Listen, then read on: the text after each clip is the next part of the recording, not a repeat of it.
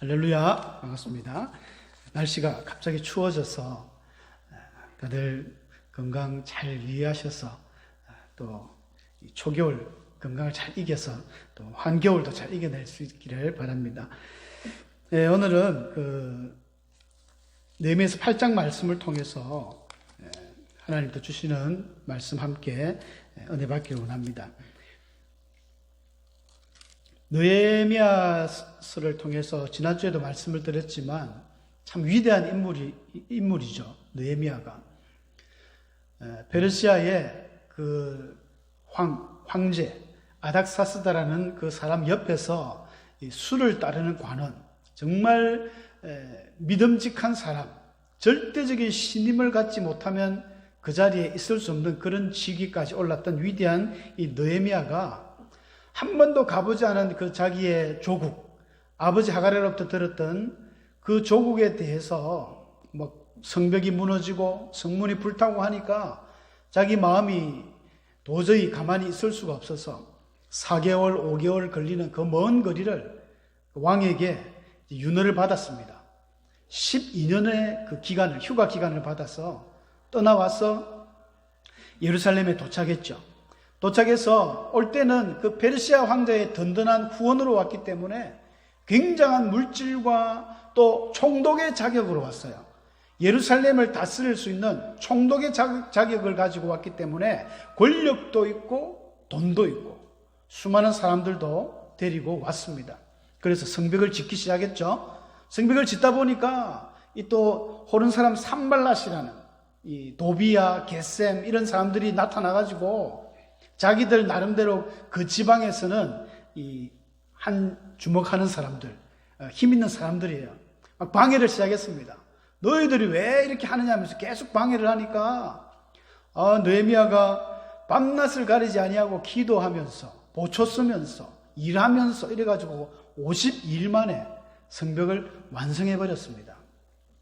이런 일이 있은 후에 백성들도 야, 뭔가 되는구나, 우리도 하면 되는구나, 좀 업이 된 것 같아요. 기분이. 야, 그러면서 오늘 8장에 보면 이제 안 하던 초막절 행사를 하게 됩니다. 초막절은 이제 9장 들어가면 하는데, 초막절 전에 오늘 본문에서도 이제 등장합니다만은 이제 에스라가 율법 사경회를 시작하는 거예요. 근데 에스라가 이게 모은 게 아니라 성경을 자세히 보면 8장 1절에 보면 이스라엘 자손이 이렇게 나옵니다. 이스라엘 자손이 자기들 성읍에 다 모여가지고 그 수문앞 광장에서 7월 1일에 7월달 초하루니까 7월 1일이죠. 에스라를 초청합니다. 학사 에스라를. 학사는 서기관이고 또 에스라는 이미 에스라서에서 자기 소개를 잘했죠. 자기는 제사장이면서도, 자기는 아론의 16대 손이면서도, 제사장 가문이면서도 나는 성경을 연구한 학자다. 성경에 아주 깊이가 있어요.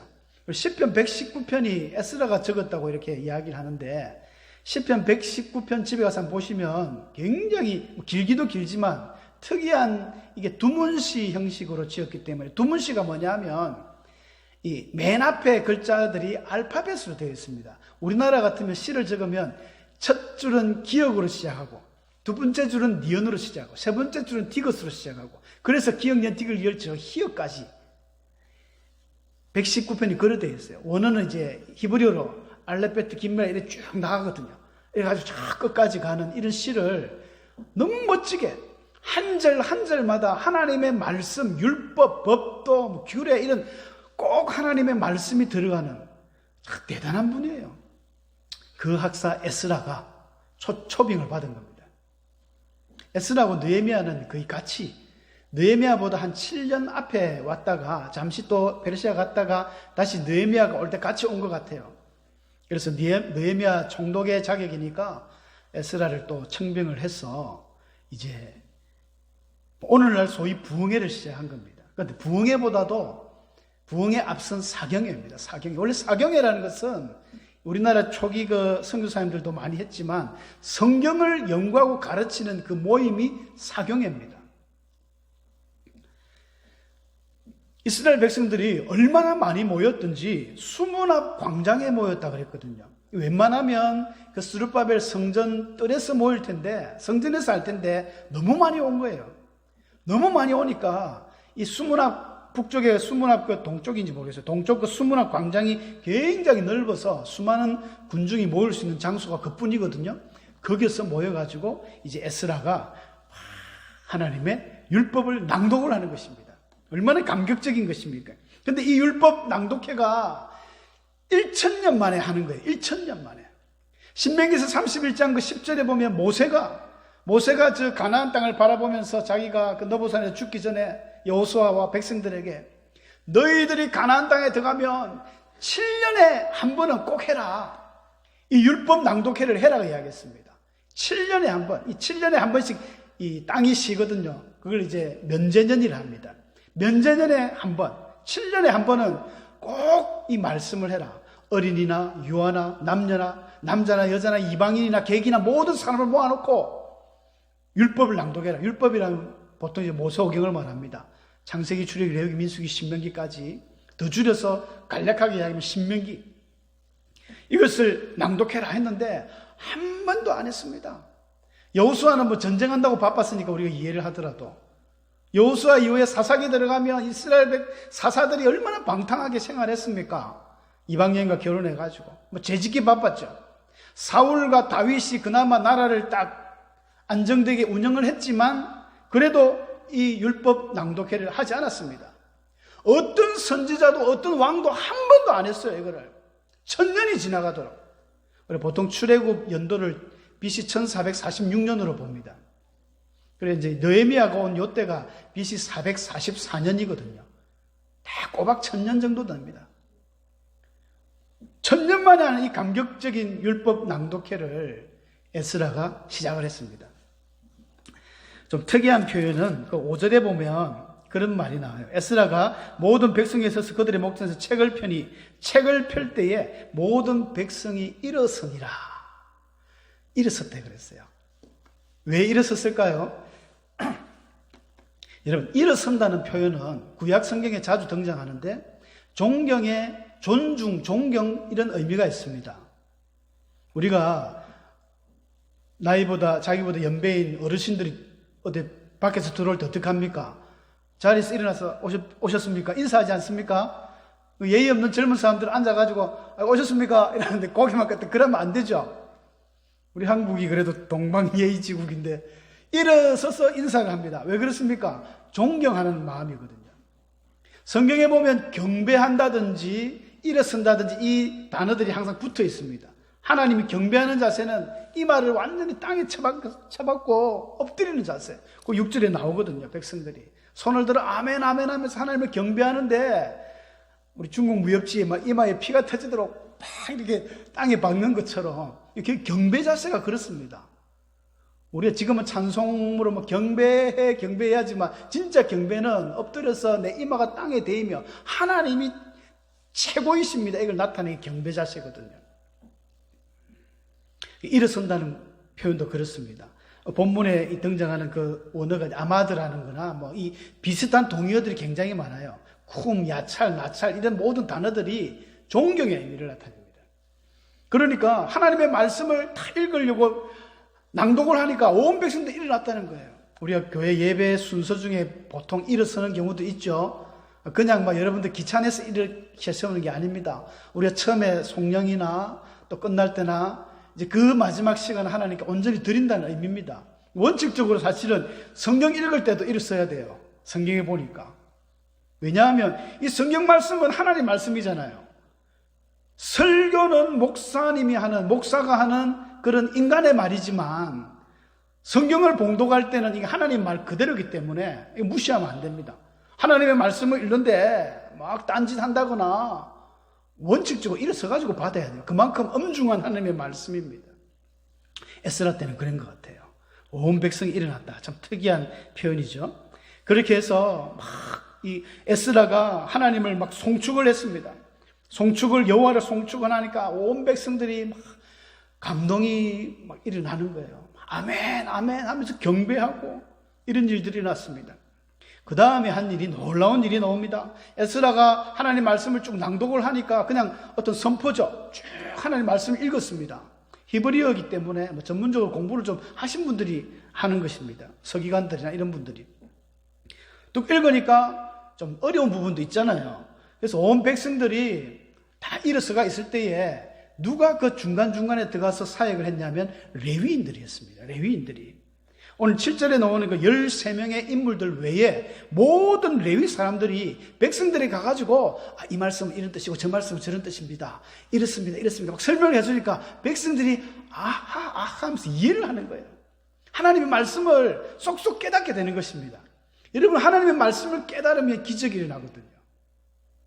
그냥 선포만 해가지고는 저게 무슨 말인가 모르는데 중간중간 이 훈련된 레위 사람들, 레위인들이 제사만 드리는 것이 아니라 성경도 가르쳤습니다. 이런 원리를 따져보면 우리 교회 내에도 여러분 직분자들이 성경 좀 공부 많이 하셔야 돼요. 우리 장로님들이 성경 공부 많이 하셔가지고 가르치는 겁니다. 기관장들이 가르치고 센터장들이 가르치고 이러면서 이런 것들이 발전돼 갈 때에 이 말씀에 이제 깨어있는 그런 놀라운 일들이 일어나죠. 그리고 백성들이 이렇게 말씀을 쭉 가르치고 깨닫게 하니까 감동을 받았어요. 감동을 받았습니다. 어떤 결과가 나왔겠습니까? 오늘 본문의 9절에 나옵니다만은 그 말씀의 결과가 어떻게 되냐면 울기 시작했습니다. 첫 번째로 나타난 현상이 울기 시작했다. 회개했다는 것이겠죠. 두 번째는 교제가 일어납니다. 서로 막 나누면서 크게 즐거워하는 이런 일들이 일어났습니다. 사도행전 2장 11절에 보면 우리의 각 방언으로 하나님의 큰 일 말하는 걸 듣는도다. 초대교회 그 오순절 마가 다락방에서 주의 제자들이 기도할 때에 이 방언을 받지 않습니까? 근데 그때 그 방언은 오늘날 소위 우리가 이야기하는 방언 기도 이런 게 아니라 외국어입니다. 외국어. 제자들이 말을 했을 때 그 말이 그 당시 유대 예루살렘에 찾아왔던 온 많은 외국인들이 자기 귀로 자기 나라 말로 들린 거예요. 그래서 그 사람들이 너무 놀랐습니다. 야, 그러면서 우리가 태어난 각 방언으로 하나님의 큰 일 말하는 걸 우리가 듣는다 하면서 굉장히 이 사람들이 놀라움을 금치 못하고 그때 이제 예수를 믿는 이런 사람들도 많이 생겨났다라고 이야기할 정도로 설교는 하나님의 큰 일, 하나님의 큰 일을 듣는 것입니다. 하나님의 말씀을 선포하는 거예요. 여러분, 하나님의 말씀을 선포하는 이 설교를 제대로 여러분이 말씀을 듣게 되면 놀라운 변화가 일어나는 것입니다. 문제는 제대로 안 들으니까 문제입니다. 설교를 듣고 마음에 아무 감동이 없다. 나는 하나님의 말씀을 읽어도 뭐 아무렇지도 않다. 문제가 있는 거예요. 제대로 말씀을 깨닫지 못하니까 마음에 감동이 없습니다. 오늘 이 이스라엘 백성들처럼 진짜 하나님의 그 율법을 낭독하고 뜻을 다 아니까 사람들이 울기 시작하면서 자기 자신을 돌아보게 됐다는 것이죠. 우리나라가 지금 1000만이 넘는 이 기독교의 뿌리를 내린 것이 사실은 처음 그 선교사님들이 평양에 뿌리를 내려가지고 그 장대현 교회를 비롯해서 평양 대부흥 운동이 시작됐지 않습니까? 그 시초가 어디냐면 성경 공부였습니다. 캐나다 그 여선교사들이 와가지고 말씀 공부를 시작했고 그 다음에 이 감리교, 캐나다 감리교 출신인 하디 선교사님 와가지고 막 성경을 가르쳤어요. 그야말로 사경회, 성경을 가르쳤단 말입니다. 놀라운 변화들이 일어났습니다. 거기서 이제 길선주 우리 잘 아시는 목사님이 은혜를 받고 새벽 기도를 최초 시작하면서 이 말씀을 통해서 은혜를 많이 받게 되는 겁니다. 선교사님들이 당시에 모든 선교 정책, 네비우스 정책이라든지 이런 것들을 할 때도 전부 성경을 가르쳤어요. 그래서 이 세 가지, 삼자 스스로 전도하는 거, 자정과 또 자립과 자치 이런 것들을 이야기하면서 우리 스스로 할 수 있도록 말씀을 통해서 지도했습니다. 안타깝게도 1960년대 이후부터는 이런 사경회가 사라졌어요. 이게 이제 부흥회, 심령 부흥회라는 이름으로 많이 바꾸어졌는데 그러다 보니까 이게 좀 단점이 많이 생기게 되었죠. 부흥회다 보니까 이 부흥사들이 그야말로 사람의 선동을 하는 겁니다. 아멘 할렐루야를 계속 반복하면서 사람들에게 분위기를 띄우고 특히 찬송, 여러분 찬송과 복음송의 차이는 아시죠? 찬송은 하나님의 대상이 하나님입니다. 하나님께 영광을 올리는, 우리가 주일마다 찬송가를 많이 부르죠. 찬송 좋습니다. 하나님께 부르는 게 찬송이고 복음송은 대상이 우리 사람들입니다. 사람들의 이 가스펠송이라는 건 복음을 전하기 위해서 좀 평이한 음으로, 그래서 복음송의 가사는 하나님이란 이름보다는 그냥 교제의 의미가 강합니다. 요즘에 나오는 CCM이나 이런 찬송들이 그래도 그 중에는 하나님 앞에 영광이 되는 그런 찬송에 가까운 노래도 있지만 그렇지 못한 노래도 많거든요. 그런 노래를 많이 하는 겁니다. 혼을 빼놓고 복음송 가스펠 CCM을 틀죠. 신유, 축복, 기적, 방언, 신비한 체험들, 이런 것들만 계속 몰아가니까 정작 알맹이는 없는 거예요. 그래서 붕해가 끝나고 나면 뭐가 있는 것 같지만 사실은 없다는 거죠. 깨달음이 없는 겁니다. 느낌만 있다는 것이죠. 거기다가 안타까운 것은 설교가 이제 거의 이게 개그 수준입니다. 웃겨야 된다. 설교가 너무 건의 있으면 안 된다. 물론 설교가 편안하게 하는 건 맞는데 이게 그저 웃기려고 온갖 예화를 들어오고 하면서 막 사람들을 웃겨가면서 실컷 웃다 보면 뭐가 남은지 몰라요. 재밌는 이야기만 남죠. 그래서 예화에 참 좋은 점도 있지만 단점은 설교 끝나면 예화만 기억납니다. 말씀은 기억 안 나요. 거기다가 맨날 봉사들이 복 장사를 하니까 기독교가 아니라 이제 기복교가 되는 겁니다. 이 에스라가 이렇게 그저 낭독만 했을 뿐인데, 하나님의 말씀을 전했을 뿐인데, 레위인들이 가서 그 설명을 해줬을 뿐인데 울고불고 이런 난리가 났다는 것입니다. 요시야 때도 그랬죠. 요시야가 26살밖에 안 됐는데 그가 성전을 청소하다가 hilki야가 성경을 발견했다면서 그 성경을 읽는데 신명기 아니면 모세오경입니다. 그 당시 성경하면 신명기서라든지 모세오경 전체를 읽으면 못해도 2-3시간이거든요.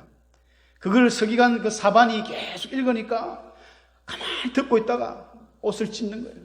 우리 민족이 이래서 문제가 많았구나. 이래서 하나님이 우리를 혼을 냈구나 하면서 자기가 회개한 거 아닙니까? 이게 성경 말씀의 기적입니다. 이렇게 우니까 에스라가 그런 이야기를 합니다. 오늘은 울지 마라. 오늘은 성일이다. 거룩한 날이다. 원래 7월 달은 유대인 달력으로 참 좋은 달입니다. 이 나팔절이라 해가지고 원래 7월 1일은 이 나팔을 부는 날인데 왜 나팔을 부냐면 한 해가 끝나는 거예요. 7월 달은 한 해가 끝이 나기도 하고 새해가 시작하는 신년절이기도 합니다. 우리로 치면은 새해 첫날이죠. 정초부터 울지 마라. 오늘은 기쁜 날이다. 하나님이 올 한 해를 어떻게 하실지. 그래서 7월 1일부터 10일까지는 그 어떤 그런 새로운 시작을 알리는 그런 달이에요. 그래서 이제 7월 10일이 되면 대속죄일이 돼가지고 대제사장이 1년에 딱 한 번 어딥니까? 지성소 안에 들어가서 피를 뿌리는 그 날이거든요. 백성들의 모든 죄를 사하고. 그 다음에 15절부터는 이제 초막절을 지내는 겁니다. 일주일 동안 축제. 그리고 마지막 23일에는 대회를 이렇게 해서 온 백성들이 즐거워하는 날이 7월 달이기 때문에 굉장한 달이에요, 이 달은. 그래서 의도적으로 7월 달에 모인 것 같은데, 이렇게 울지 마라 하면서 에스라가 그런 이야기를 하죠. 슬퍼하며 울지 마라. 그리고 또 느헤미야가 10절에 느헤미야가 또 그들에게 이르기를 너희는 가서 살찐 것을 먹고 단 것을 마셔라. 울지 말고 살찐 것, 맛있는 것을 먹고 단 것을 마시라. 그러나 준비하지 못한 자에게 나누어 주라. 이게 축제의 의미입니다. 이게 초막절의 진정한 의미거든요. 준비하지 못한 자, 혹시 없어서 준비하지 못한 자에게 나누어 주라는 겁니다. 혼자 먹지 말고, 혼자 마시지 말고, 단 것을 혼자 마시지 말고 내 주위에 준비하지 못한 자가 있으면 나눠주라. 이 교회의 사명입니다. 초대교회 7집사를 처음 세울 때에 이 사도들이 계속 성도들이 그 구제의 일만 쓰니까 전도를 못하는 거예요. 기도를 못했습니다.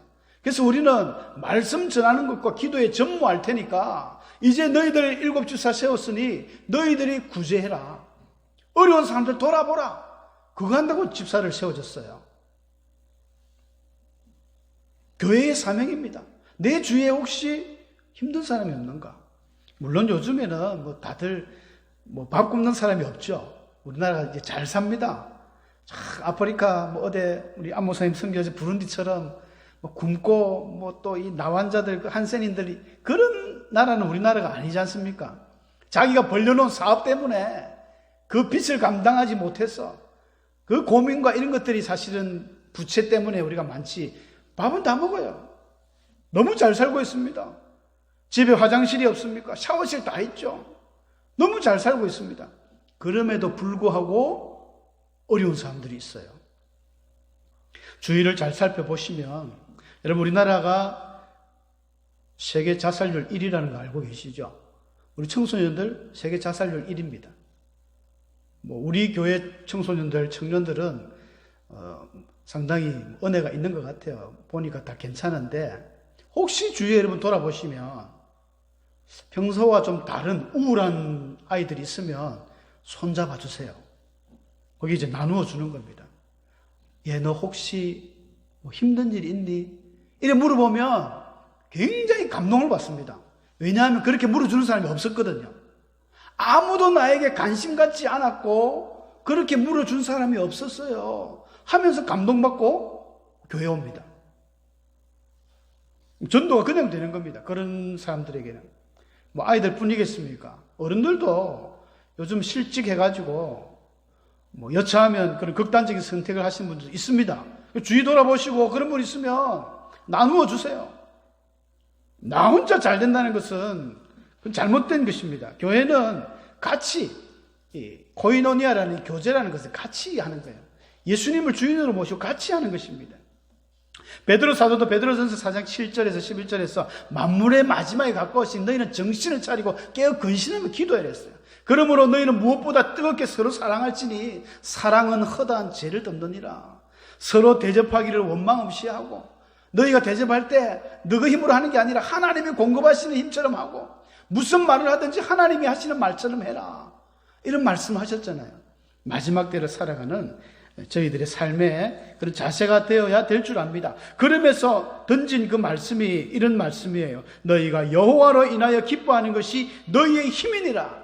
이 말씀, 성경 말씀을 잠시 오해를 하면 성경 말씀은 그래요.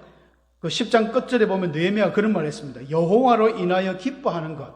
여호와로 인하여 기뻐하는 것이니까 꼭 마치 내가 기뻐하는 것 같죠.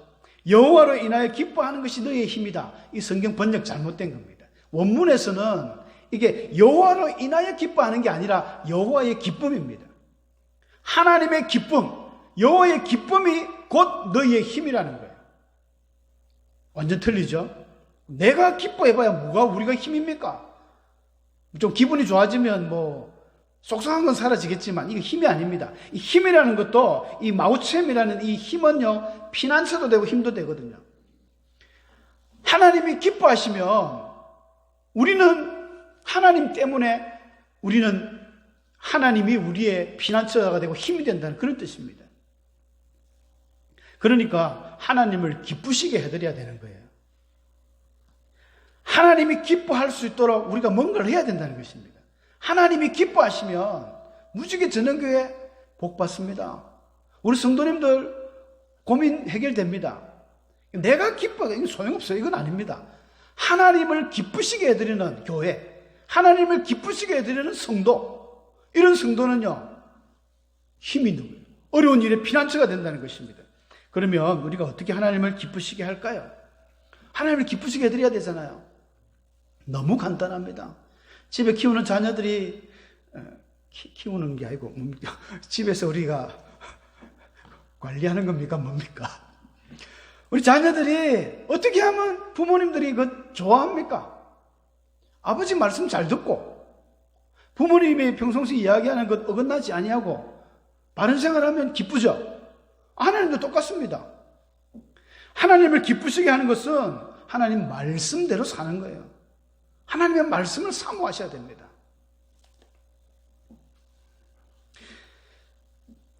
하나님의 말씀, 우리가 시편에도 나오지만은 하나님의 말씀을 주야로 묵상하고 즐거워하여 그 가운데 기록한 대로 행하고 또 여호수아에게도 말씀하셨지만 네가 그 율법 그 가운데 기록한 대로 지켜 행하라는 것입니다. 하나님의 말씀을 주야로 묵상하기도 하고 그 말씀 그대로 이루려고 지키려고 애를 쓰는 생활을 하려고 하는 사람들, 시편 119편 에스라가 적은 구절이죠. 내 눈이 주의 구원과 주의 의로운 말씀을 사모하기에 피곤하나이다. 참 대단하죠. 하나님의 그 말씀을 사모하기에 피곤할 정도로 우리 성도님들도 정말 하나님의 말씀 사모하시길 바랍니다. 여호와의 말씀을 사모하는 자는 이 하나님의 설교 말씀도 사모합니다. 오늘날 수많은 교인들이 이제 교회가 커지고 성도가 많다 보니까 좀 각양각색의 성도님들이 있어요. 어떤 목사님들 말씀 들어보면 설교를 하는데 성도님들이 너무 엉뚱한 행동들을 많이 하는 사람들도 있다는 거예요. 목사님 눈을 또 안 마주칩니다. 얼굴 한 번 안 주고 자꾸 어떤 사람은 팔짱 끼고 있고 설교 끝날 때까지 눈 감고 있고 그런 사람들 보면 이제 목사님들이 말로 왔나 이런 생각을 하신다 그래요. 이게 서로 간에 보이지 않은 영적인 대화인데 눈을 마주치면서 아멘 아멘 에스라가 이야기할 때 손을 들고 아멘 아멘 뭐 경배하기는 힘들지만은 최소한 아멘 정도로 화답을 주면 얼마나 힘이 나겠습니까? 우리 영화를 볼 때 그러니까 영화 보는 자세인 거예요. 소파에 탁 등을 기대가지고 TV를 보는 이런 자세, 이런 자세로 설교를 듣는다? 문제 있습니다. 근데 우리가 영화를 보더라도 이렇게 소파에 기대가 있다가 영화가 갑자기 재밌는 부분이 나오잖아요. TV에 드라마에 어떤 극적인 부분이 나오면 어떻게 합니까? 소파에서 등을 뗍니다. 눈을 초집중해서 앞으로 쳐다보죠. 공부하는 학생이 공부 못하는 애들은요, 학교 가면은 꼭 선생님 이야기도 등을 딱 붙여가 있습니다. 근데 공부 잘하는 애들은 어떻습니까? 등을 딱 떼가지고 메모를, 볼펜을 들고 선생님이 무슨 이야기를 하는가 필기를 해요. 꼭 옛날에 우리 초기 이 선교사님들의 성경 사경회 할 때 그때는 진짜 걸어서 몇 시간을 걸어서 그 말씀 들으려고 오거든요. 제 아는 중국에 선교하시는 장로님 말씀 들으면요 기본이 12시간입니다 12시간 기차를 타고 와가지고 그 말씀 들으려고 그 한 6시간 7시간 이제 사경을 하면 그거 들으려고 들어서 깨같이 적어가지고 자기 거로 만드는 거예요. 능력이 나타나죠. 그러니까 말씀 들을 때 여러분들 그런 자세로 들으셔서 변화가 일어나셔야 됩니다. 그 다음에 중요한 것이 우리가 영으로 사셔야 됩니다. 하나님은 육적인 생각, 육적인 모든 것들은 하나님과 원수가 된다는 것입니다. 다 물리치셔야 됩니다. 그래서 로마서 8장에 보면 영으로서 육의 행실을 죽이라 그러죠. 영이 있는 사람 하나님의 아들이기 때문에 우리는 아바 아버지라 부를 수 있다. 영으로서 육의 행실을 죽이는 사람, 그 사람이 영적인 사람입니다. 하나님은 영이시니 요한복음 4장에 하나님 영이시니 예배하는 자가 신령과 진정으로 해라. 하나님은 영이시거든요. 육이 없습니다. 그러니까 하나님을 온전히 만나고 하나님을 우리가 영광을 돌리는 것은 내 육이 하는 게 아니라 영으로 하는 것입니다. 그러니까 내가 영적인 사람이 되어야 된다는 것이죠. 영적인 사람이 뭐냐? 하루 종일 하나님을 찾는 거예요. 기도하고 느헤미야처럼 느헤미야서에 보면 느헤미야가 순간순간 하나님께 기도하고 이런 것들이 13번 이상 나오거든요. 삶의 기도, 하나님 그리고 찬송을 부르고 이게 영적인 사람입니다. 무당처럼 신비한 걸 봤다 이게 영적인 게 아니라 내가 영으로서 하나님을 계속 만나려고 애를 쓰는 이것이 영적인 사람이거든요. 너희가 전에는 어둠이었지만 이제는 빛이다. 빛의 자녀들처럼 행하라. 그런 말씀 하시지 않습니까? 빛의 열매는 모든 착한 것, 의로움과 진실함에 있다. 그러므로 너희는 어떻게 하면 하나님을 기쁘시게 할까? 시험하여 보라. 이 시험이라는 건 테스트가 아니에요. 자세히 살펴보라는 것이거든요. 내가 무엇으로 하나님 앞에 영광을 돌리고 기쁘시게 할까? 여러분 사람마다 제각기 달란트가 틀립니다. 예수님의 그 달란트 비유에서도 나오지만 각각 재능이 틀려요. 열아들 낳았으면 열아들이 다 운동을 잘하는 건 아닙니다. 어떤 애는 운동도 잘하고 어떤 애는 공부를 잘하고 어떤 애는 그림을 잘 그리고 어떤 애는 뭐 다른 게 다 틀리겠죠. 공구를 잘 만진다든지. 그런데 다 틀리지만 자기는 운동은 잘하는데 공부를 못하니까 공부를 아예 그냥 손 놓는 사람이 있는가 하면 나는 운동을 잘하지만 공부는 못한다. 그래도 공부를 어느 정도 따라가려고 애를 쓰는 사람이 있습니다. 부모님이 누구를 더 대견스러워 하겠습니까? 우리에게는 없지만 나의 능력의 그 바깥이지만 내가 할 수 있는 한 최선을 다하고 열심히 하는 것. 내가 무엇으로 하나님 앞에 기쁘시게 해드릴까? 애를 쓰고 찾고 이런 사람들, 하나님 그 사람들을 사용하시고 만나주십니다. 그런 자세로 우리가 봉사를 하는 거예요. 교회에 내가 어떤 일을 할까? 내가 어떤 일을 하면 하나님 앞에 영광이 될까? 찾아서 하는 거예요. 시켜줘서 하는 게 아니라, 억지로가 아니라 스스로 하는 거. 이 교회가 은혜롭고 그런 교회가 아주 튼튼한 교회, 튼실한 교회, 능력의 교회가 된다는 것입니다. 오늘 말씀의 제목입니다마는 우리가 우리를 위하여 사는 것이 아닙니다. 하나님의 백성들은 하나님을 위해서 살아가는, 하나님 제1주의로 살아가는 인생이거든요.